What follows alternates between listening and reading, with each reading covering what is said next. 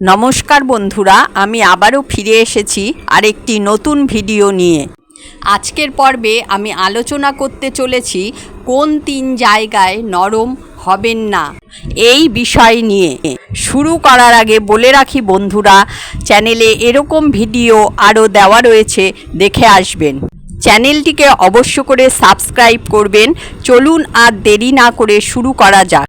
আমরা সবাই জানি রবীন্দ্রনাথ ঠাকুর ছিলেন একজন মহান কবি, দার্শনিক এবং সমাজ সংস্কারক। তার লেখাগুলোতে মানব জীবনের সব দিকই ফুটে উঠেছে। তার কথাগুলো আজও আমাদেরকে অনুপ্রাণিত করে। কোন 3 জায়গায় নরম হওয়া উচিত নয়? সত্যের বিরুদ্ধে। সত্য হলো জীবনের মূল ভিত্তি।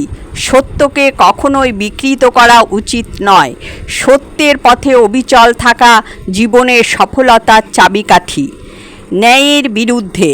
ন্যায় হলো সমাজের ভারসাম্য রক্ষার জন্য অত্যন্ত জরুরি। ন্যায়ের পক্ষে কথা বলা এবং অন্যায়ের বিরুদ্ধে দাঁড়ানো আমাদের নৈতিক দায়িত্ব। নিজের স্বপ্নের বিরুদ্ধে। প্রত্যেক মানুষেরই কিছু না কিছু স্বপ্ন থাকে।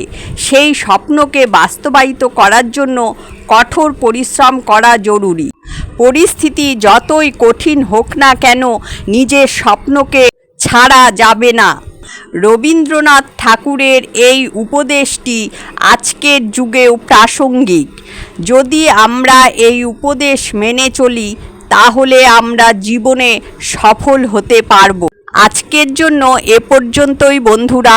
দেখা হচ্ছে পরের ভিডিওতে। চ্যানেলটিকে অবশ্য করে সাবস্ক্রাইব করবেন এবং চ্যানেলে থাকা বাকি ভিডিওগুলো দেখে আসবেন। সকলেই সুস্থ থাকবেন, ভালো থাকবেন। ধন্যবাদ।